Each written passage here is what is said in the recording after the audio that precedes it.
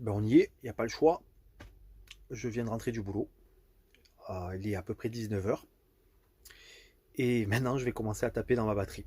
Donc, je vais la réactiver. Je vais vous montrer ça. Je vais remettre à zéro sa consommation. Je l'ai chargé à fond ce matin chez mes parents sur le 220 volts à travers une rallonge. J'ai donc une tension qui est montée jusqu'à 13. Ça s'est un petit peu stabilisé là. Elle a 12,8. Bref, je vous montre ça. Voilà, j'ai désactivé tous les appareils non essentiels. Je suis en mode critique, comme on pourrait dire. Et donc là, vous voyez, je consomme 1 watt en permanence. C'est vraiment pas grand chose. C'est 80 mAh, c'est rien. Bon, néanmoins, ma tension est quand même descendue à 12,7. Elle a perdu 0,1 volt déjà. Bref, je vous fais un petit tour de ce que j'ai comme appareil qui tourne et ceux qui ne tournent pas.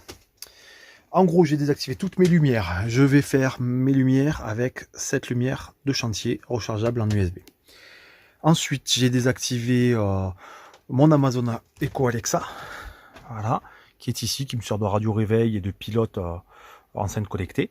Donc c'est désactivé, c'est branché aussi.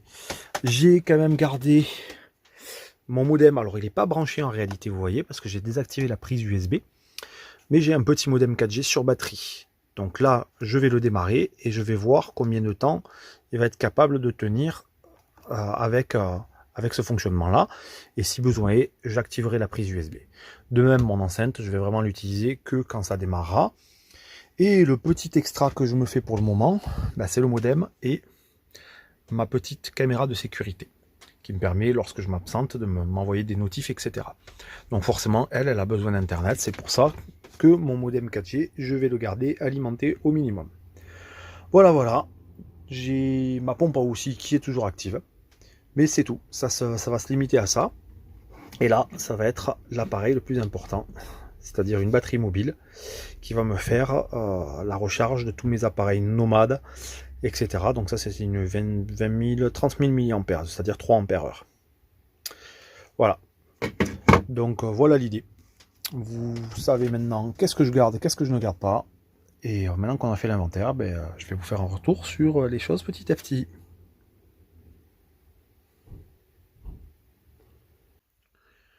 Voilà donc réveil ce matin. J'ai perdu 0,1 volt et j'ai consommé 1 ampère-heure. Voilà, donc on va voir avec plus de recul dans la journée. Bien, c'est une nouvelle journée qui commence. J'ai pris mon temps quand même. Puisqu'hier soir, les joies de la van life, je me suis fait bien embêter sur le parking par des jeunes à 2-3 heures du matin. Mais bon, bref, c'est autre chose. Voyons voir l'état de conso de ma batterie.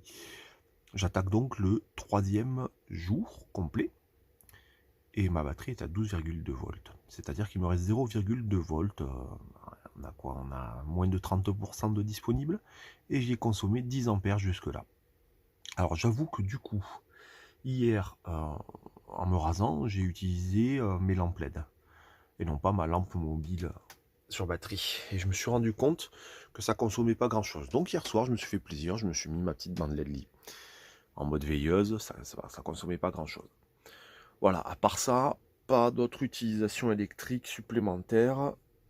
Je ne fais que utiliser finalement mon électricité que pour la caméra quasiment de sécurité qui m'envoie les notifs d'intrusion, etc. Et mon modem 4G, hop, ici présent, voilà, qui est branché en permanence et qui permet de fournir Internet toujours à ma caméra. Puis ponctuellement, j'allume mon enceinte et divers appareils, mais bon, ça reste vraiment super soft. Je fais la recharge de ma lampe mobile aussi depuis ma batterie. J'ai rechargé mon bracelet. Enfin bon, voilà, ça reste très soft. Mais mon principal outil là pour les smartphones, c'est ça. Et d'ailleurs, je suis jusqu'à 15%. J'étais monté à un peu plus de 40% hier en le branchant dans la voiture. Donc voilà le point sur la conso batterie sur ce début de 3e jour. Il ne me restera que la journée d'aujourd'hui et la matinée de demain à gérer. Donc ça devrait passer. Bon, ce matin, hop là, je suis passé sous les 12 volts. Donc j'arrête de prendre sur la batterie véhicule. Bon, ça tombe bien, on est vendredi, il me reste que la matinée à passer, puisqu'après je vais travailler. Et quand je rentre, c'est direction la Cerdagne.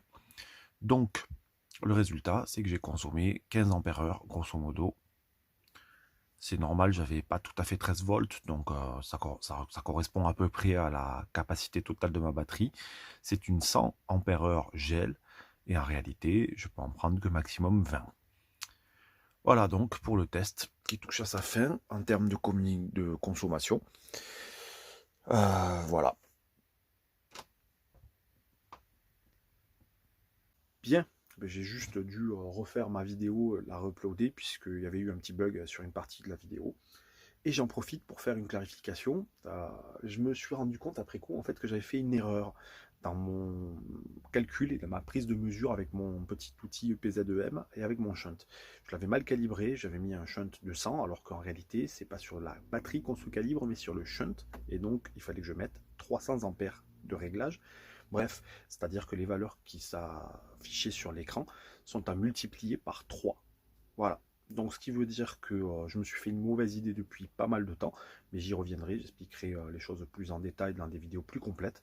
C'est pas vraiment le but sur les brèves, mais grosso modo, ce test de consommation qui s'est terminé ici, là, c'est pas 15 ampères-heure en réalité que j'ai récupéré, c'est 3 fois plus. Donc à peu près 45 ampères-heure. Ce qui correspond à l'autonomie finalement qu'on retrouve à droite et à gauche sur les batteries gel 100 ampères-heure, entre 40 et 50% utilisables. Voilà donc pour cette semaine de test de consommation sans recharge.